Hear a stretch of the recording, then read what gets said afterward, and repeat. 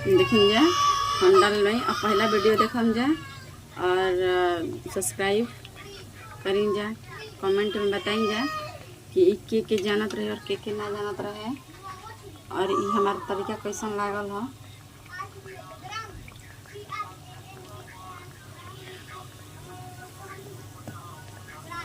Like भी करीन जा। चलिन जा हम पूरा बना के आप लोग के दिखावत तनी। ये देखिन जा कितना फूलल फूलल बनता हमार मीठ का सोडा के। देखिन जा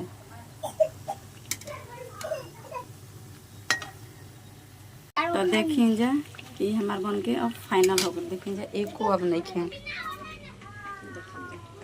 बना देनी है पूरा। तो आप लोग भी इस तरीका से एक बार बना के देखिन जा। अब खाए जा रहे हैं, अब पक के जाएगा तो हम खाए जा रहे हैं। तो चलिन जा अब बंद।